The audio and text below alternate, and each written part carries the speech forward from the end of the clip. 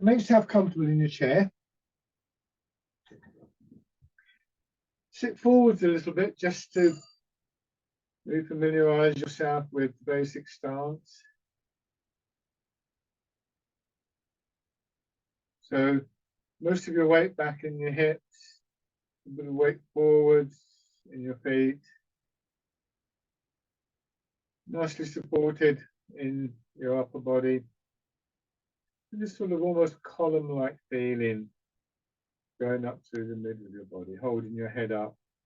And from there, the rest of your upper body sort of arranged almost like a tent arranged around its center pole.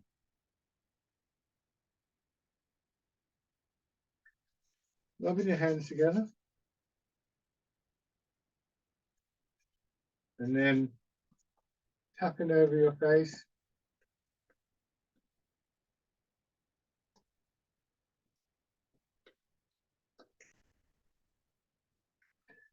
Over your head and neck.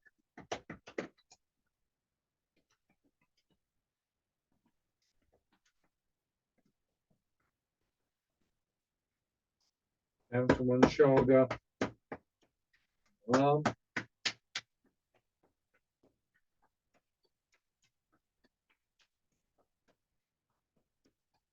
The other side.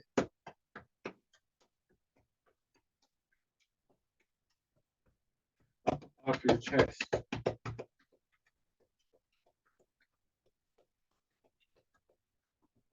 Belly.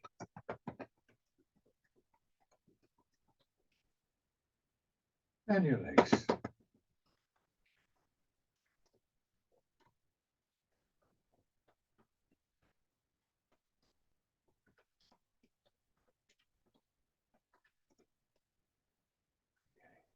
And then resting back. Letting your weight drop back into the chair.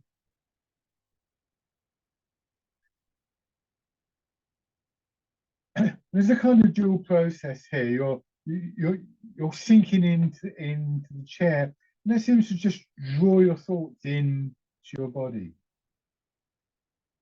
Just both giving you this sort of quieter sense, this stiller quality, which is obviously one of the great outcomes, I think, one of the great benefits of practicing something like Tai Chi. But also the sense of your awareness being in your body rather than too scattered is really an essential component of the whole practice. In some senses, you could say it underpins everything else. You're trying to move with awareness the whole time.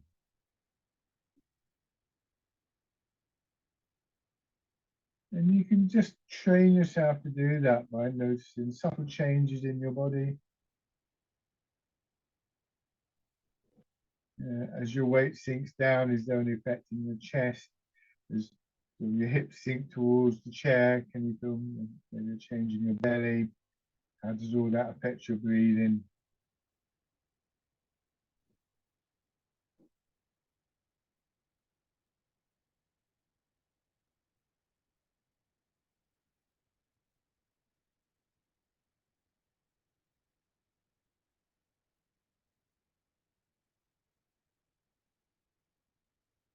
Now coming back to the upright position. And then really, if you need to sit back, rest your back, then do so. We're trying as much as possible to feel again that support from your feet as well as from your hips. The rib cage drop down just a little bit, so it feels like it hangs from the spine. And then the shoulders have somewhere to drop into, and so on. Arms resting down.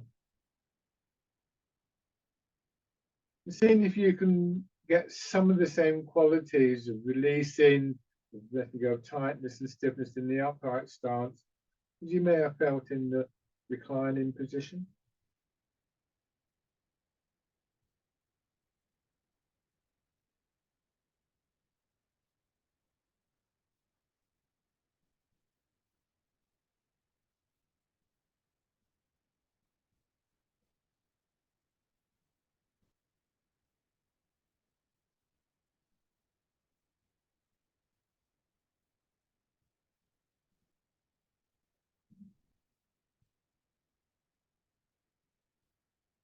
And then just slowly beginning to turn your head.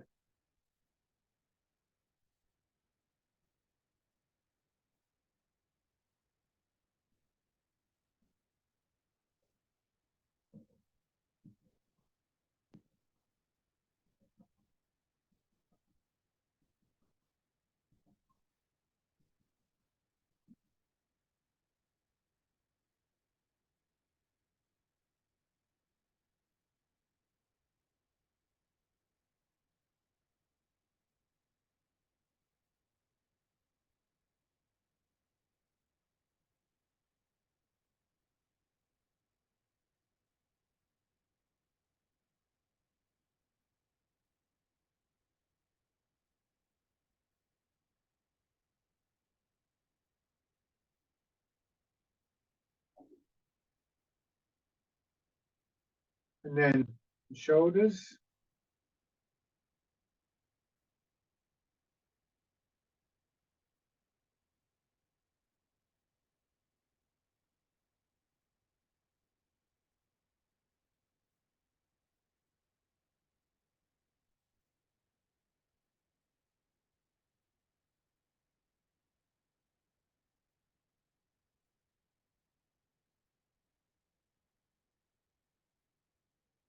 And going forwards.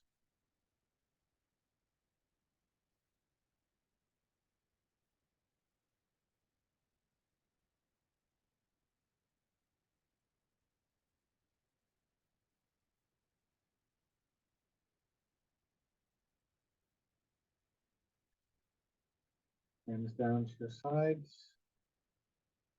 Rotating your arms. Try and feel this movement all the way through your arms up into your shoulder. A little bit in your chest, the upper part of your back.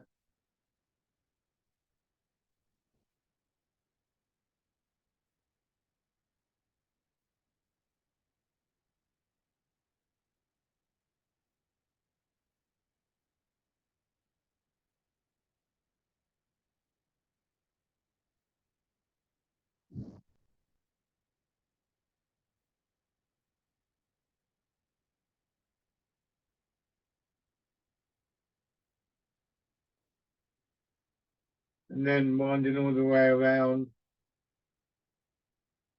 Again, still the whole of your arm.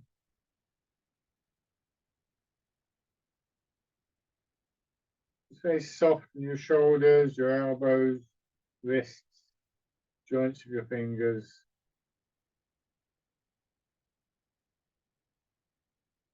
And back the other way.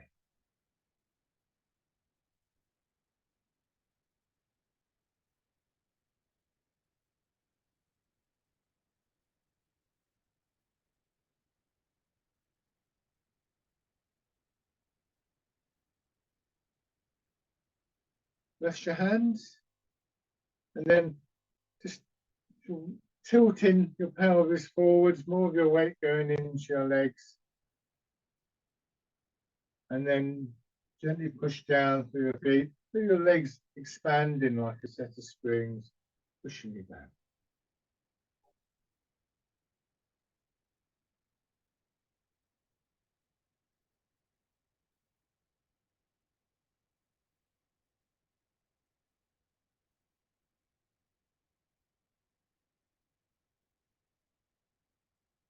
Just check that as you move, feeling in your back and in particular your spine is very fluid, very soft. And if it's not, then one thing to sort of consider is whether you're moving too far. So from the side, you see when I go forward, my head doesn't go out beyond my knees. And when I go back, this is the position I go back to, not this. Both of those will encourage tightening in my back and spine. Then I want to consider which parts of my body are making the movement, putting the energy into the movement. Shoulders, upper back, chest are very soft. So that it's legs and hips that are the the the source, the power of the movement in both directions, one way or another.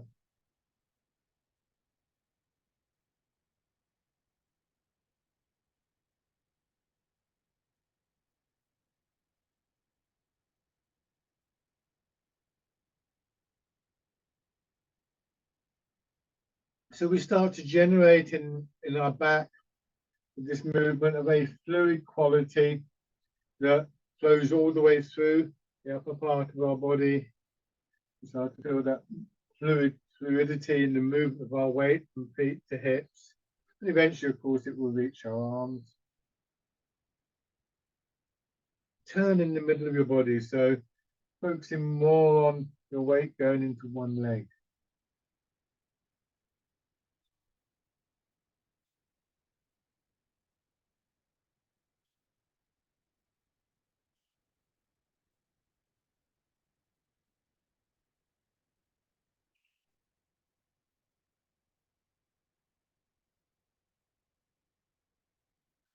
Turn in the other direction.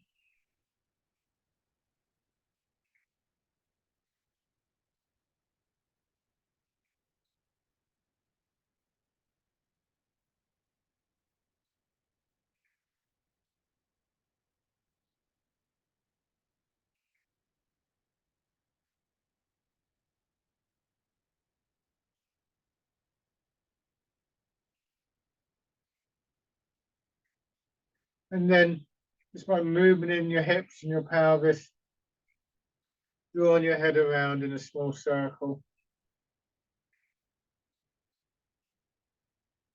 So again, that nice fluid feeling in your back and your spine.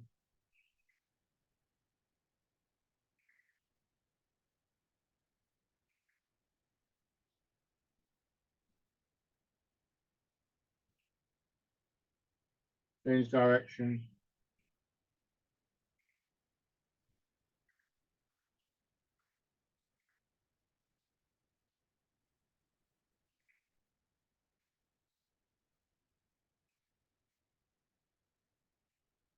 Come back to the more central position. And then stepping out with one foot. Measure the steps so you can get the foot properly down onto the floor. When you put it down, heel goes down first, then your toes. Then there can be a little, just a gentle push, so you're trying to push your foot into the floor a bit more. On the other side.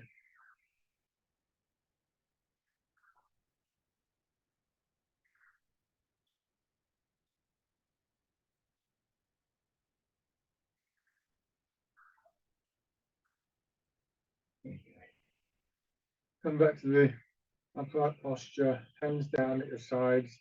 Turn your hands palm forwards. And then bird pose this way, going forwards and then back. So your arms remain hanging below your shoulders, they just rotate a little as you move. The main movement is this movement of your weight.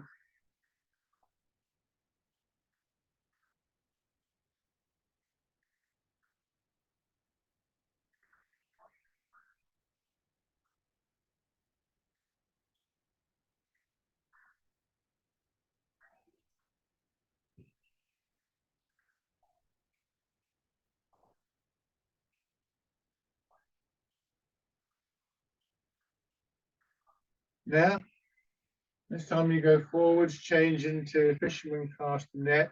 So hands face backwards and your hips move, the shoulders move, and your arms follow. So your arms begin to swing a little bit, like pendulums swinging from an old clock.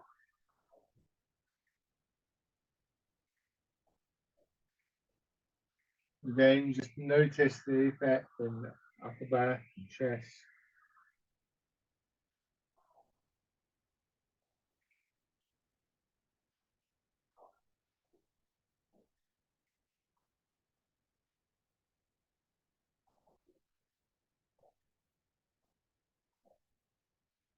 So you're moving through water. It's a very common image that we use. course, if you were in water, then there'd be a little bit of resistance to the movement of your arm. It would literally get held back, then begin to follow on. You wouldn't have to sort of strain. In fact, if you stiffened up in your body, it become much harder to move through the water. This is the quality of movement that we look for always in Tai Chi.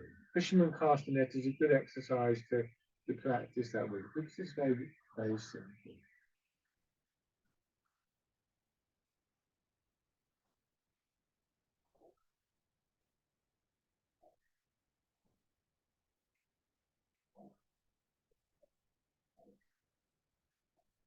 And then rolling the ball in.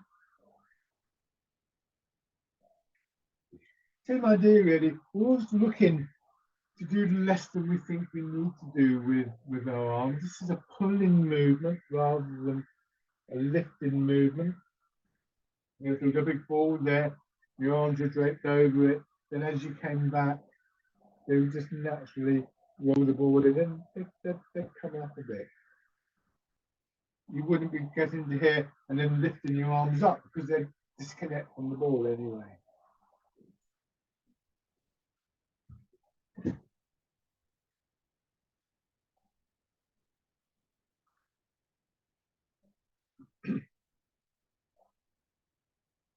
And then pigeon spreads its wings. From here, turn your hands in, the chest opening, closing, and your back closing and opening. So mirroring what's happening in the front of your body.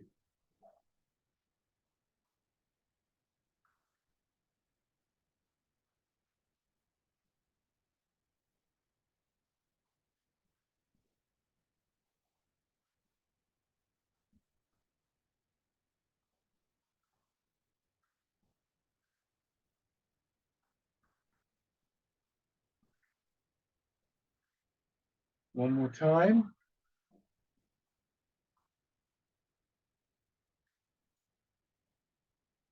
Pushing wave is very similar, except that your hands stay in front of your hips.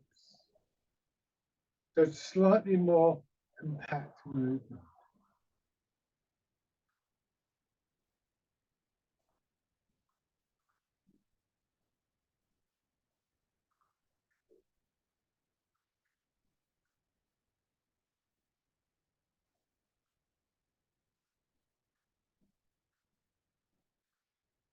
That compactness will give it a stronger feeling.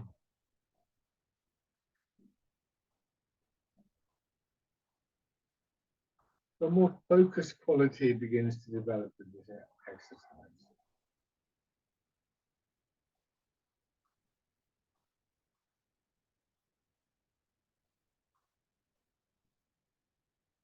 Do one more of these. This time when you come back, make a hollow fist, a loose fist with your fingers in each hand. Punch with both fists.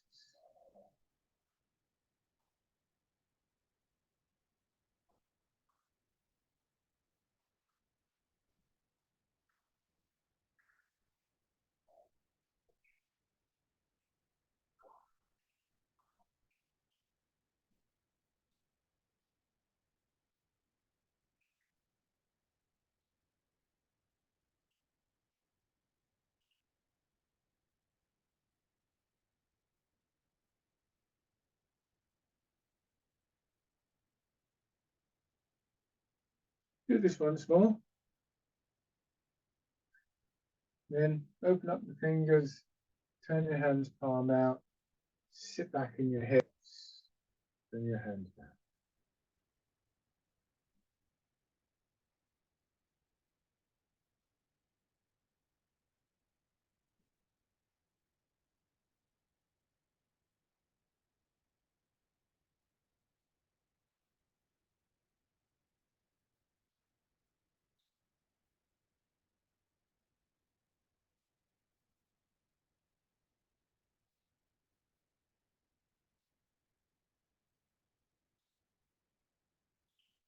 One more time.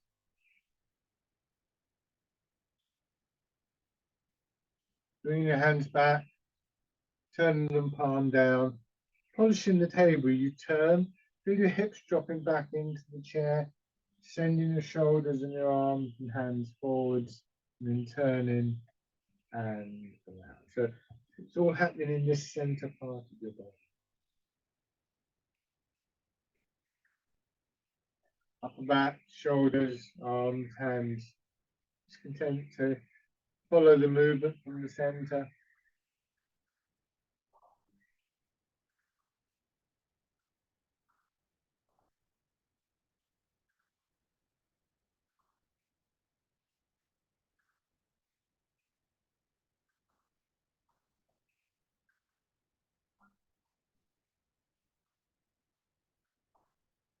One more time.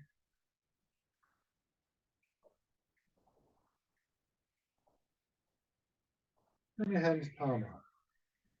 So you're pushing the ball up and then pressing it down.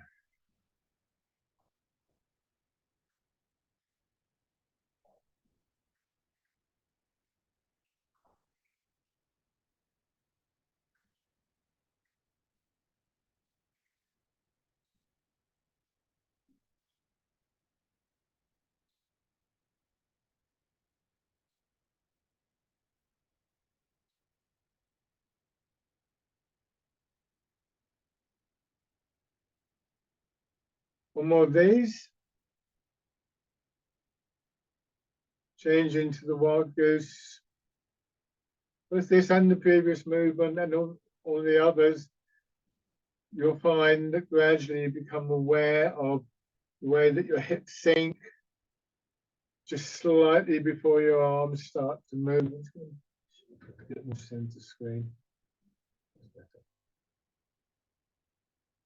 So don't do this, but it's almost like what you're going to do is rather than just sit in the chair, it's almost like you're going to stand up like this.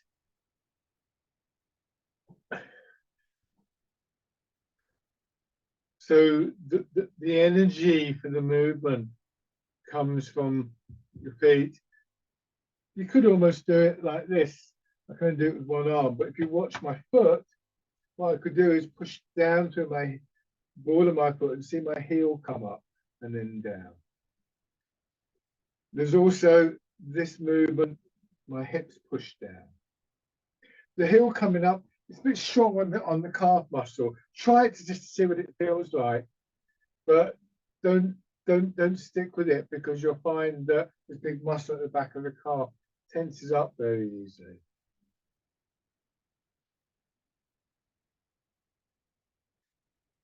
And then parting the clouds.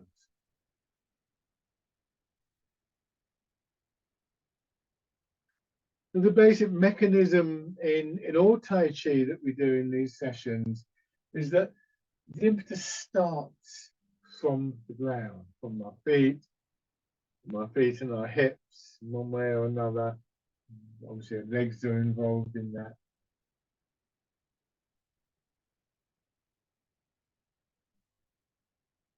And that means that we want to keep up a portion of our awareness in our feet so that we can just listen to what is happening there.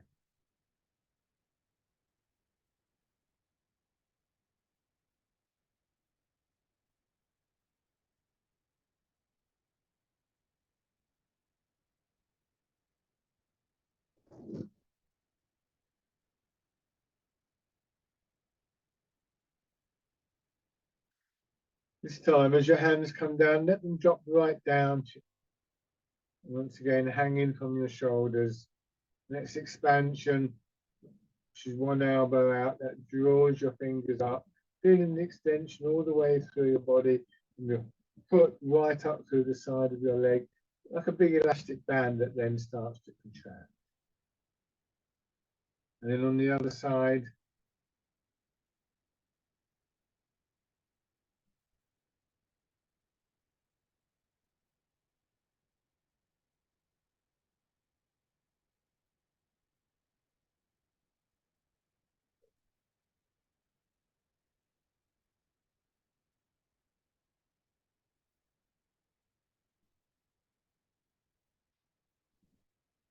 Notice that I'm not rushing in to the next movement. I give myself just a split second here before I start again on the other side.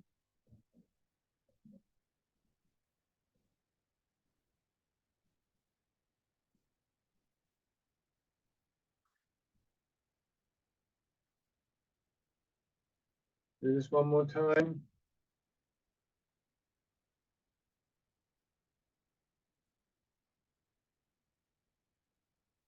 And then both hands together.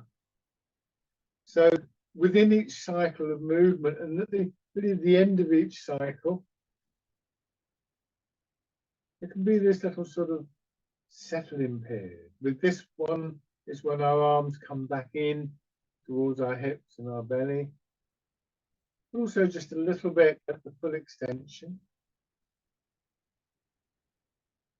These moments act like a comma in a sentence. And just make the whole sentence a little bit more accessible.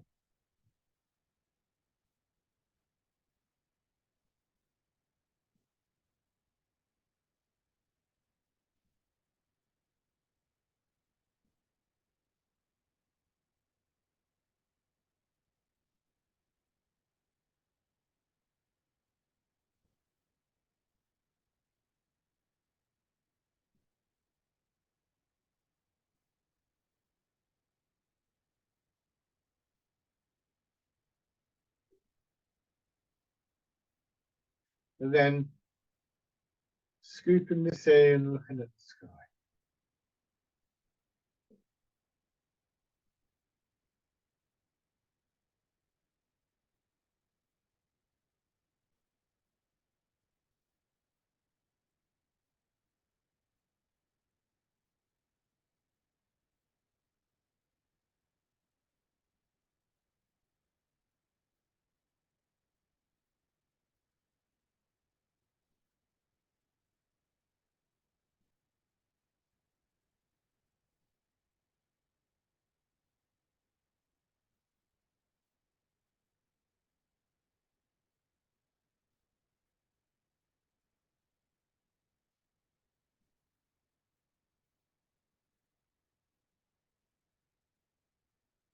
And then if your hands drop down, a loose fist again with your hands, grasping the tiger ears.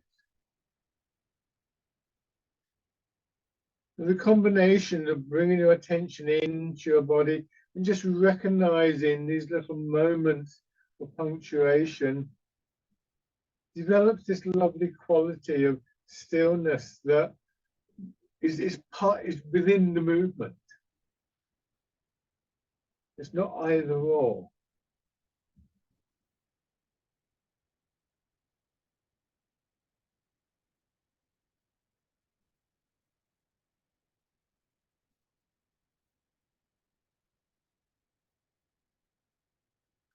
Right? And then changing sides.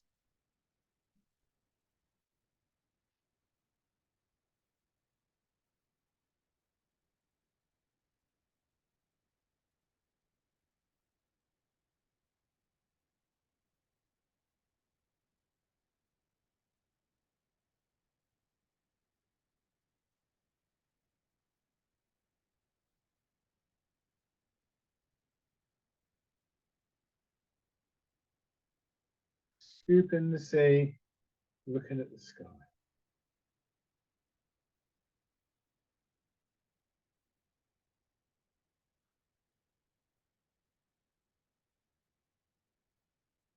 And then grasping the tiger's ears. Nice long feeling through your back and spine.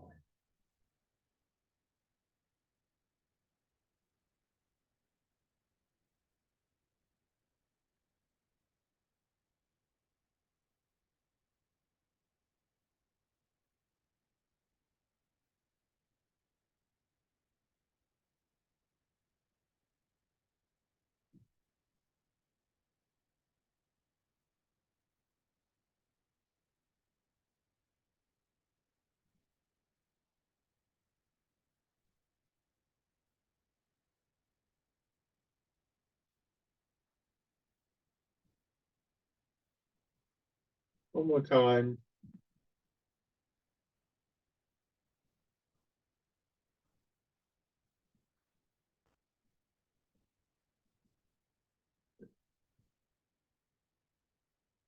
A little bit more complicated now. The movement of the weight. Move your weight, the majority of your weight, back towards your right hip. Hold the ball. Right hand on top, left hand underneath. So part the wild horse's mane. Move your weight forwards as though you're pushing into something with your shoulder. Turn. And just use that turn to push the bottom hand, your left hand out. Come back to the right hip. Turn your hands palm in to hold the ball. And then move your weight and turn your body towards your left. Same thing on the other side. So again, the movement is led, powered by the movement of your weight, turning in the center of your body. Shoulder first, and then as you turn, it's elbow, wrist, fingers coming through, for instance.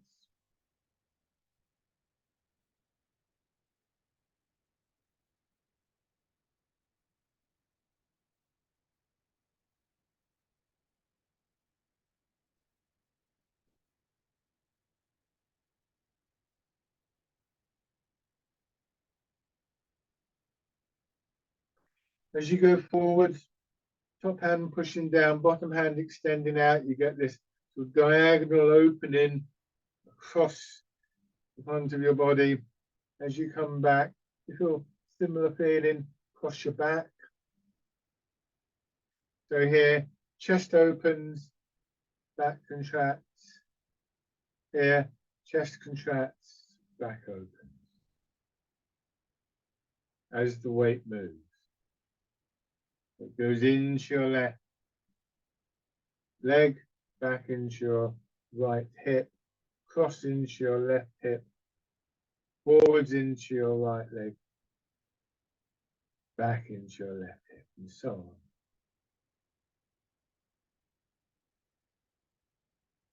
One more on each side.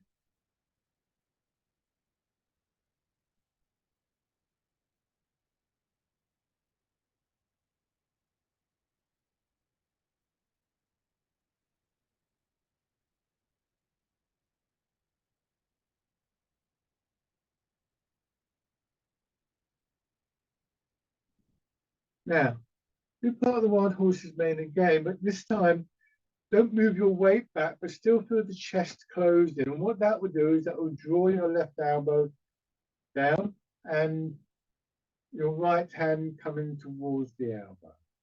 Now go back into your right hip, drawing your right hand over so you're pulling it out of mud. Turn the hands palm in and turn towards your hands a little bit. This movement, though you're holding the ball between your hands, and then go forwards. Go back in the same way, and as you turn slightly, let that swing your right hand down to hold the bottom of the ball. Go across into your left hip. Same thing, you start with part the wild horse's mane, so your weight is forwards, the chest is open. And then when the chest closes, contracts, that helps to bring your hands together because your weight hasn't moved on this occasion. Now your weight moves. You go back and hold the ball and go forward. This is a little set called Y-tape upper fruit. And it starts with part the wild horse's mane. The main thing to think about here is your chest is still going to close, but your weight doesn't move. So now instead of your coming back with your left hand coming over, you're already there. So now your right arm, your right hand comes in. And then back and push forward. So we've basically changed one little detail. And that detail is when the weight moves. Here, it goes from left hip to right foot. But it stays here, but still the chest contracts. That brings hand and elbow close together. Now your weight moves back a little bit and then forwards again. Now back out to into the hip, coming across. Same thing on the other side. Why take off the screw?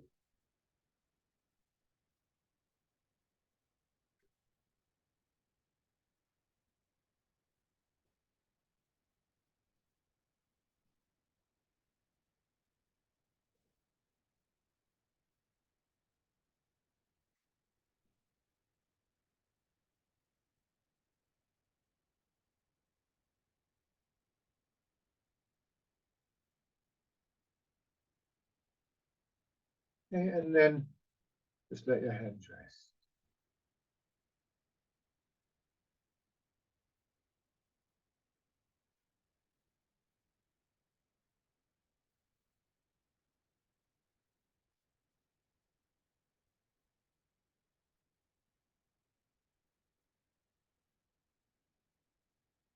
Okay. Then, once again, rubbing your hands together, tapping over your face.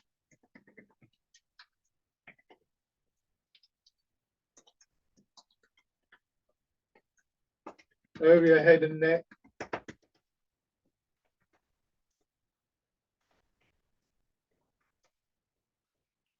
Down to one shoulder and your arm.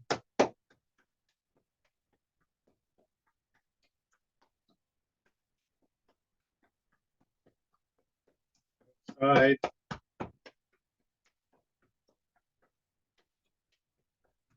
Upper part of your chest.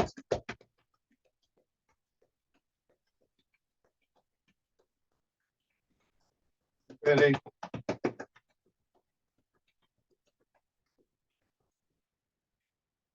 Legs.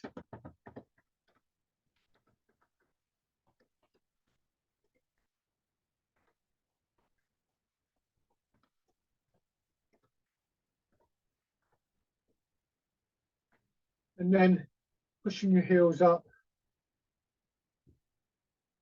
Just getting the blood working through your legs again.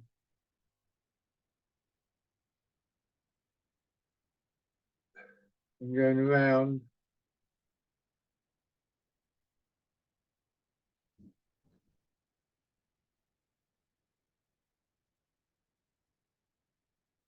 Back the other way.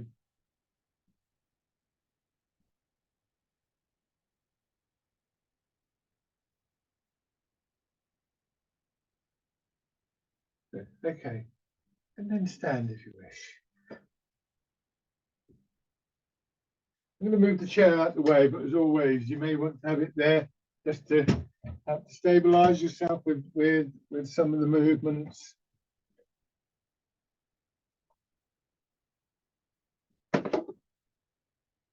So again, give yourself a few moments in the basic posture. I'm going to come forward a bit so you can see more clearly. So feet parallel, weight a little bit forwards. I'm exaggerating now. But even a slight angling forwards will encourage a movement backwards or a step forward, depending on what you want to do. We don't want to do either. We don't want to pull our shoulders back. Just allow your hips to settle. Ease down in. So we start to get that feeling again of our weight dropping towards our feet, rooting down. Let your hips drop down a little bit more and pushing up and sinking.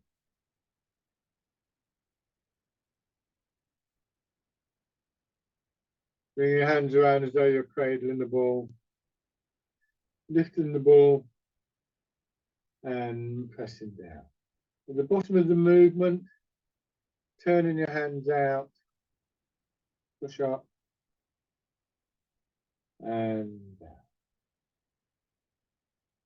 And then let your hands drop. And go into parting the clouds. And just register the change from one movement to another, what's happening In your upper body, where do you feel the patterns of movement working?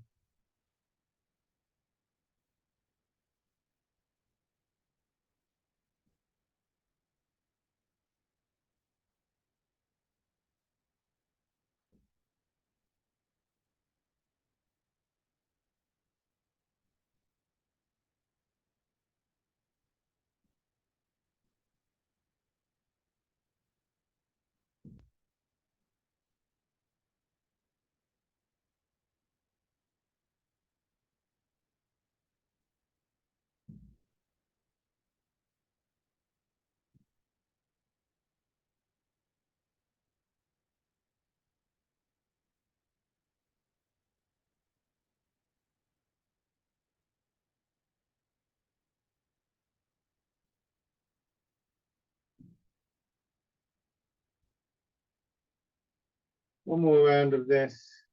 So once again, encouraging our attention to come into our body and to notice more and more subtle and fine changes in detail.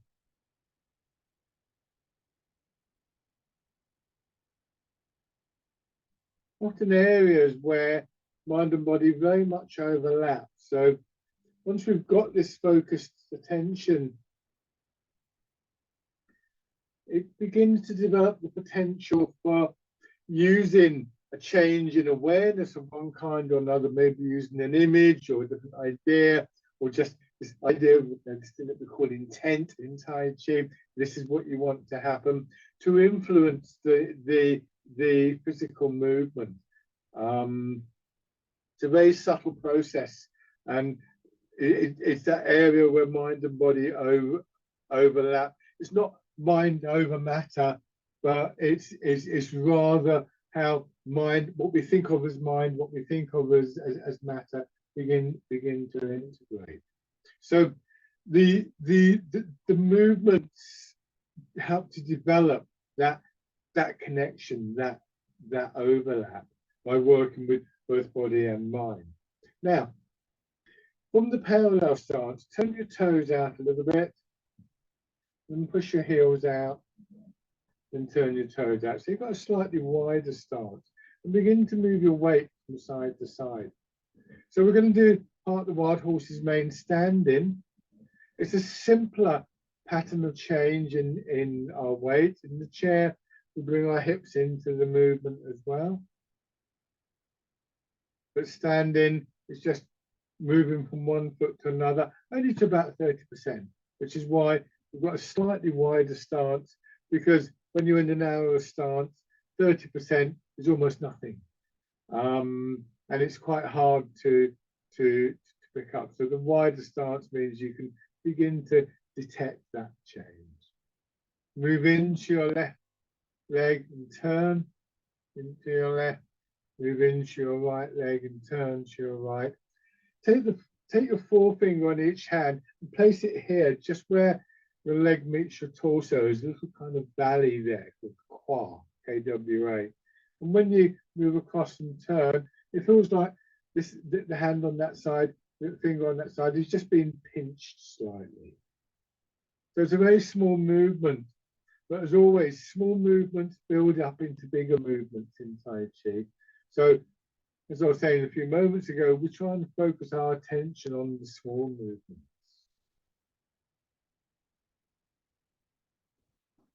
Now going into your right foot, hold the ball, right hand on top, left hand underneath, move towards your left, part the Wild Horse's Mane. Coming back, hold the ball and move across. So let that movement into your right foot expand out through the chest again, and then contracting and come back. Into your right, start the whole cycle over again on the opposite side.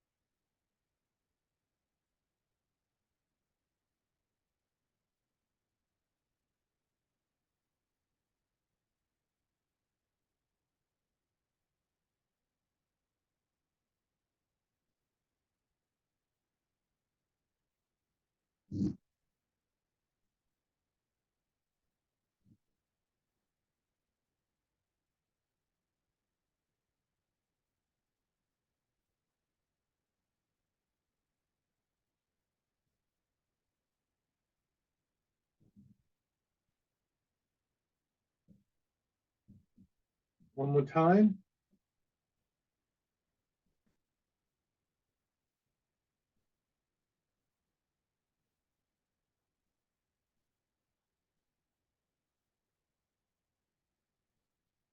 Your legs are shake.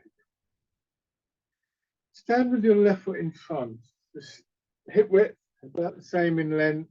Once again, transferring your weight. This time, when you go forward, it'll be the same, about 60% in your front leg, but maybe about 70% in the back leg.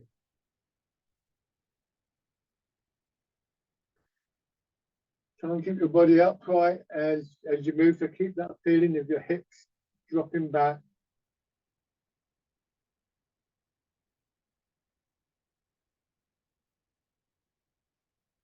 And when you go into your back foot next time, just draw your toes up in the front leg. And when you go forward, the heel, so more of your weight begins to settle into your leg. Again, try and keep your body upright. So you get to here, try not to do this, leaning forwards. It all gets a bit precarious at that point.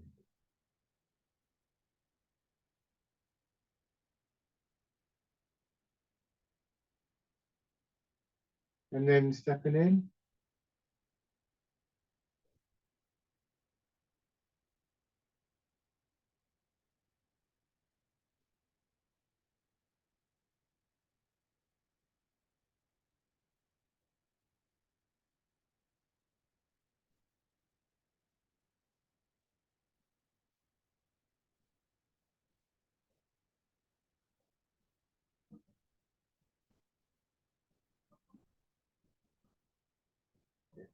On the other side, as much as possible, facing forwards. If you're at a slight angle, it's not the end of the world. You want to try and correct it by turning in the center, not by twisting the shoulders around. But just be aware that that may then pull on your knee, especially your back knee. So if that's what's going on, just don't worry about that slight misalignment. It's not the end of the world. And then raise your toes and heel. If I may have gone through with you at some point how to correct that in your knee and your back. If you can do that, fine. But if you can't remember that or you can't quite manage it, then just be comfortable in your movements.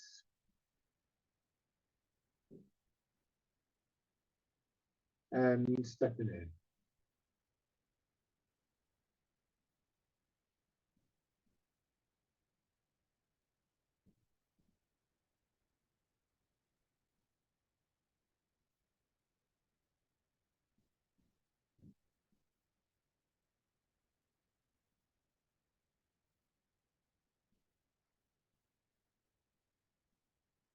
And then step through.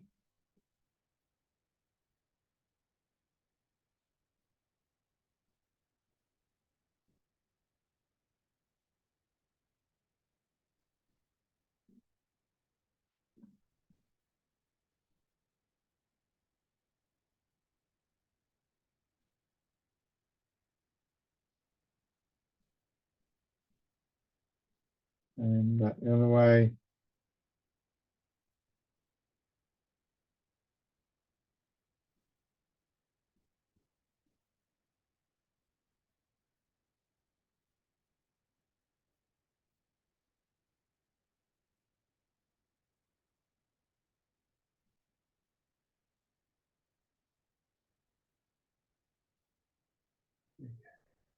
Put your right foot forwards. Standing version of fisherman castanet, the same idea, you're drawing your arms through. There's that slight delay, the hips and shoulders move, but imagine doing this in water and the pressure of the water just holding your arms back. Nice smooth feeling of movement in your back and your spine.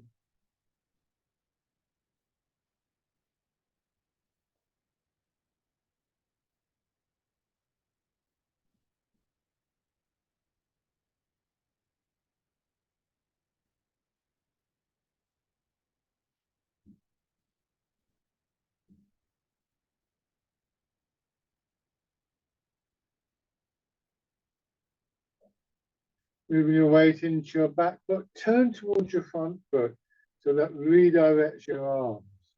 This is wind blows the willows.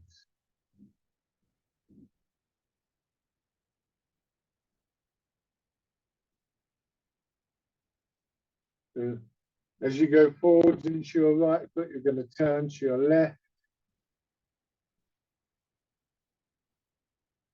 So the movement in the upper part of your body, expanding, contracting.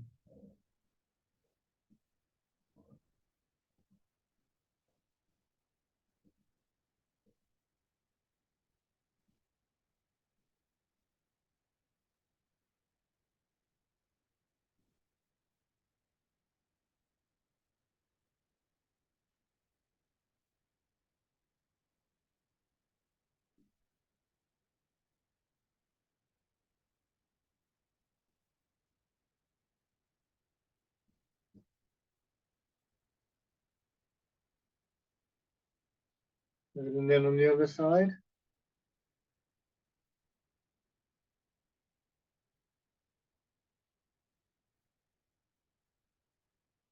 First of all, fisherman cast a net.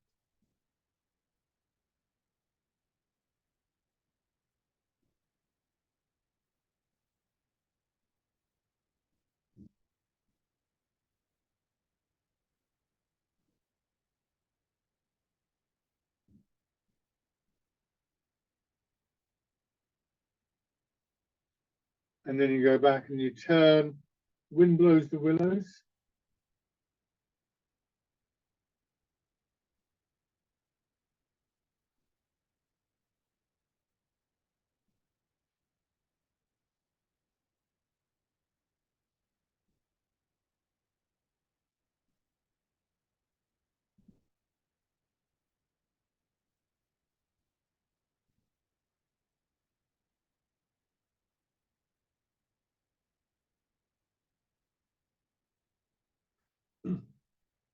This time, just turn the front foot out a little bit. And now, as you come forwards, bring your back foot through and step. This is dragonfly skims the water. It doesn't have to be a fancy step. You could just do an ordinary step, or you could just try raising the leg a little bit if you feel comfortable with that.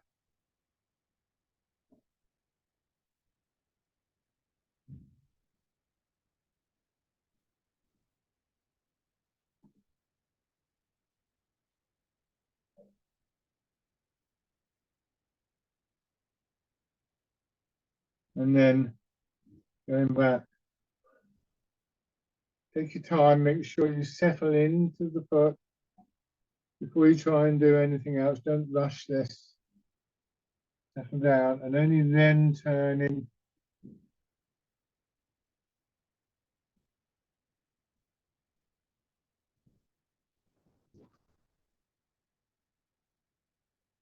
One more. And bring your feet back. Excellent. Go back to your chair. You need to go and get one.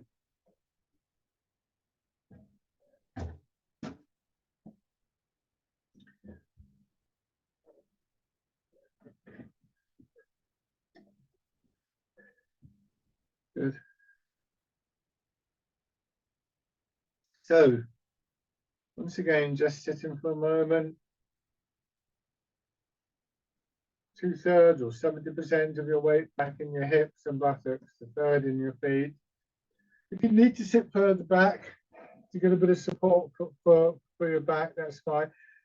You can't see it very clearly, but actually I'm slightly angled forward, so it's just the lower part of my back in contact with the back of the chair. So I'm not right back, leaning back here. I'm maintaining this more upright position. Your hands drop to your sides and embrace tiger, return to the mountain. Move away from that position in a sense, and then just find your way back.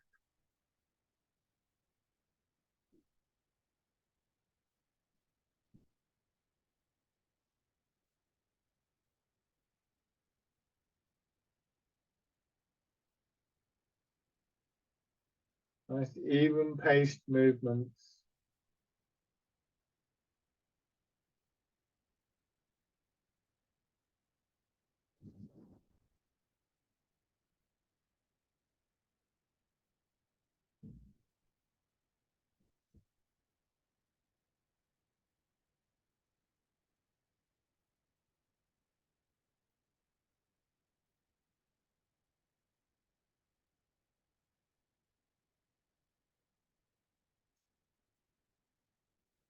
One more time.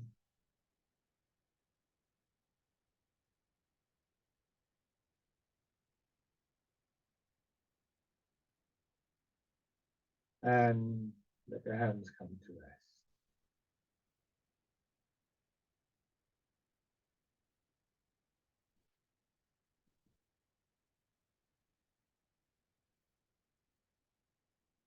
Take a couple of slow, gentle breaths before we finish.